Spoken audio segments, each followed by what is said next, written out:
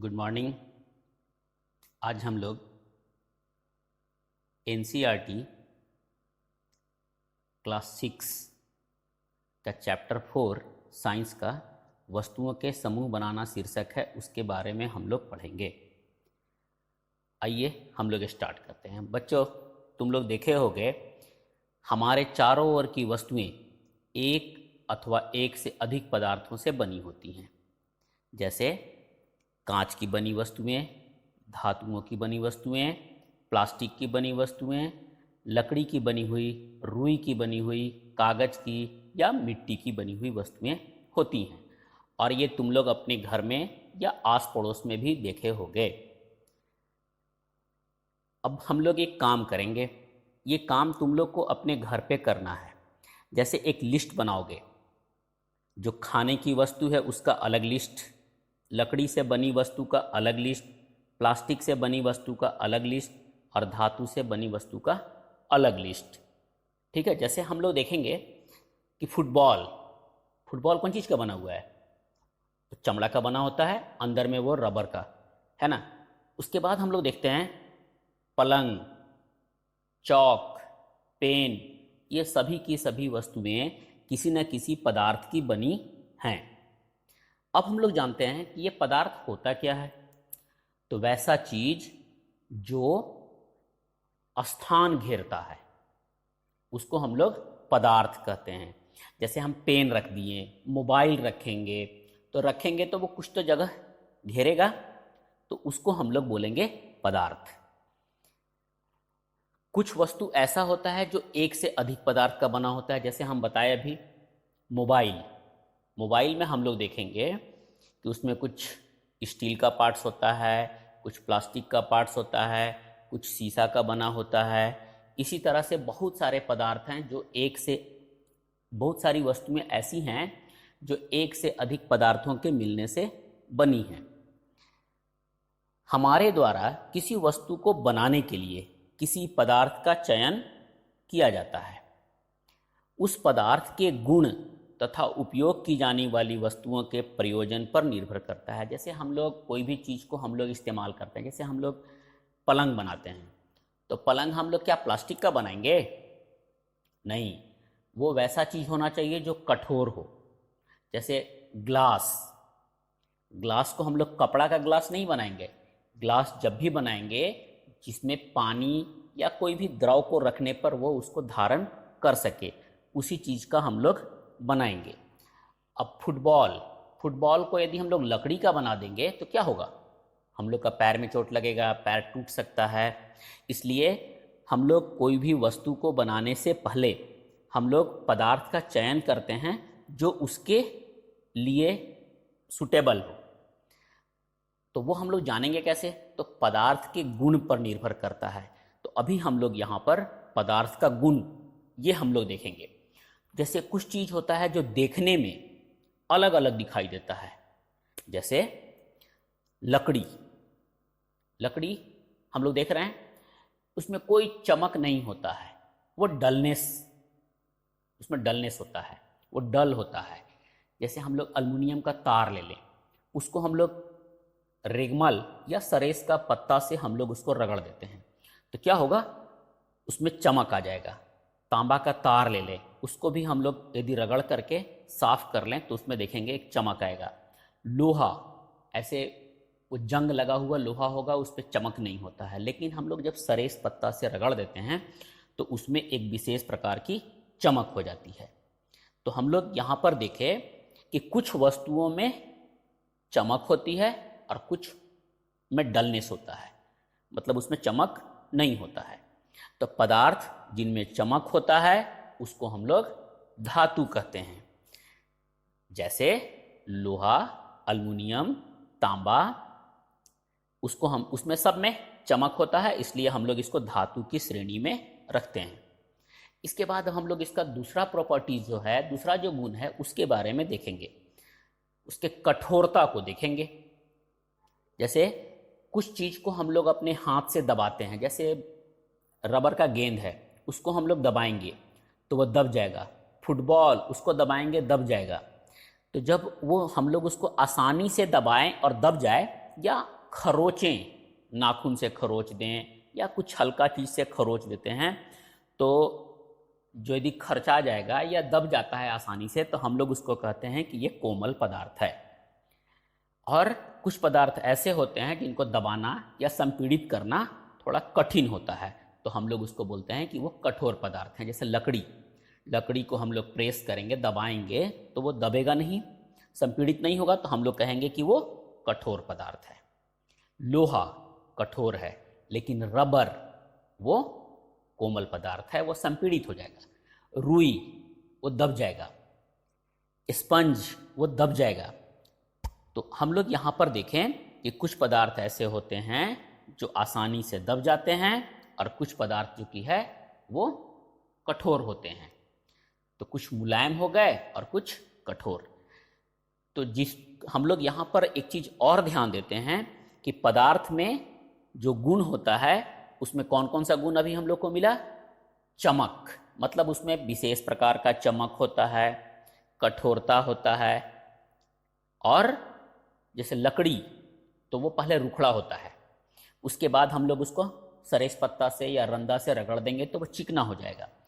तो हम लोग यहाँ पर देखें कि पदार्थ में चमक होगा, कठोर होगा, खुरदरा होगा। इस आधार पे हम लोग पदार्थ को अलग अलग श्रेणियों में बांट सकते हैं। अब हम लोग दूसरा प्रॉपर्टी चलते हैं, दूसरा गुण चलते हैं कि विलेय और अविलेय। विलेय का मतलब होता है, जैसे हम लोग शरबत पीते हैं, पानी में चीनी को डाले और चम्मच से घोल दिए, तो क्या हो गया? चीनी गायब हो गया। तो चीनी जो गायब हो गया, इसका मतलब कि चीनी पानी में घुल गया। हम लोग नमक ले लें, उसको भी हम लोग पानी में डाल करके चम्मच से हम लोग चला लेंगे, तो क्या होगा? नमक भी पानी में घुल जाएगा। तो इसका मतलब हो गया कि कुछ पदार्थ पानी में हम लोग डालेंगे और चलाने के बाद हम लोग देखेंगे कि वो घुल गया, तो जो घुल जाएगा उसको हम लोग बोलेंगे विलेय। और कुछ पदार्थ ऐसे हैं जो पानी में डालने के बाद नहीं घुलते हैं, कितना ही चला दें तो वो नहीं घुलेगा। जैसे बालू को हम लोग पानी में डाल दें और चम्मच से चला लेते हैं, तो क्या होगा? वो नहीं घुलेगा। जब वो नहीं घुलेगा तो वो उसको, वैसे पदार्थ को हम लोग बोलेंगे अविलेय। तो अब हम लोग देखते हैं कुछ लिक्विड, कुछ द्रव को कि पानी में डालने पे क्या होता है। जैसे नींबू को पानी में हम लोग डाल देंगे तो क्या होगा? नींबू के रस को डालेंगे तो पानी में घुल जाएगा। सिरका पानी में घुल जाएगा, लेकिन सरसों का तेल जब डालेंगे तो पानी में नहीं घुलेगा। दूध डालेंगे तो पानी में घुल जाएगा। हम लोग यहाँ भी देखें कि पदार्थ का ये गुण है विलेय और अविलेय। तो जो वस्तु है उसको हम लोग इस प्रकार बांट सकते हैं, कुछ पानी में घुलने वाला, कुछ पानी में नहीं घुलने वाला। इसके बाद हम लोग देखते हैं कुछ गैस है जो भी पानी में घुल जाता है। कुछ गैस पानी में घुल जाएगा, जैसे पानी में ऑक्सीजन वो घुला हुआ होता है, इसलिए पानी में रहने वाला जो जीव जंतु है या प्लांट है, पौधा है, वो पानी के अंदर रहता है और पानी में घुले हुए ऑक्सीजन का वो लोग इस्तेमाल करता है, जिससे वो जिंदा रहता है। कुछ वस्तु जल में तैरता है या डूब जाता है। जैसे हम लोग देखें कि लकड़ी, कॉर्क ले लें, कॉर्क को पानी में डालेंगे तो क्या होगा? वो पानी के ऊपर तैरेगा। और कुछ जैसे हम लोग डाल देते हैं बालू या लोहा का टुकड़ा, तो क्या होगा? पानी के नीचे वो तली पे बैठ जाएगा। तो कुछ वस्तु जो कि है वो पानी में के ऊपर तैरता है और कुछ नीचे बैठ जाता है। तो कुछ जल के तल में बैठ गए, तो तल में कौन बैठेगा? तो जो भारी होगा। या हम लोग दूसरे शब्दों में कहें तो जिस पदार्थ का घनत्व ज़्यादा होगा वो पदार्थ पानी के नीचे बैठ जाएगा, और जिसका घनत्व पानी के घनत्व से कम होगा वो पदार्थ ऊपर तैरेगा। अब हम लोग देखते हैं अगला जो गुण है वो पारदर्शिता। पारदर्शिता का मतलब होता है कोई वैसा वस्तु जिसके आर पार हम लोग आसानी से देख सके, जैसे शीशा। शीशा जो है, प्लेन शीशा जिसमें आर पार हम लोग देख सके, उसको हम लोग बोलेंगे कि वो पारदर्शी है। जैसे शीशा हो गया, साफ जल, वायु, ये जो हैं वो इसके हम लोग आर पार देख सकते हैं। तो वैसा पदार्थ जिसके आर पार हम लोग देख सकते हैं उसको हम लोग बोलते हैं पारदर्शी। और कुछ वैसे पदार्थ हैं जिनके आर पार नहीं देख सकते हैं, जैसे लकड़ी, लकड़ी के आर पार हम लोग नहीं देख सकते हैं। लोहा हम लोग नहीं देख सकते हैं उसके उस पार, तो हम लोग उसको बोलते हैं अपारदर्शी। और कुछ वैसे पदार्थ हैं जिनको हम लोग कुछ कुछ देख सकते हैं, मतलब पूरा का पूरा नहीं पार कर सकता। जैसे हम लोग शीशा ले लें और उसको घींच दें, तो घींचने के बाद क्या होगा कि हम लोग को साफ साफ आर पार नहीं दिखता है, तो उसको हम लोग बोलेंगे पारभासी। इसका और एग्जाम्पल क्या है, जैसे हम लोग पेपर ले लें और उसमें हल्का सा तेल लगा लें, या हम लोग उसमें बटर ले करके और उसको हम लोग रगड़ लें, तो क्या होगा कि रोशनी जो है वो पेपर के आर पार पूरा नहीं जाएगा, तो हम लोग उसको बोलेंगे पारभासी। इसका एक और एग्जाम्पल है, टॉर्च जला लीजिए और टॉर्च के ऊपर अपना हाथ ऐसे रख लीजिएगा, तो रखने पे क्या होगा कि कुछ रोशनी, पूरा रोशनी नहीं पार होता है, सिर्फ हम लोग को ऊपर में, जैसे हम लोग तलहथी रख दिए तो तलहथी के ऊपर में हम लोग को सिर्फ लाल लाल दिखता है। इसका मतलब कि वो पारभासी का एक एग्जाम्पल है। तो अब हम लोग यहाँ पर देखते हैं कि वैसे पदार्थ जिनके प्रकाश की किरणें आर पार चली जाती हैं या हम लोग उसके आर पार देख सकते हैं, उसको पारदर्शी। जिसमें प्रकाश की किरणें आर पार नहीं जाती हैं उनको अपारदर्शी।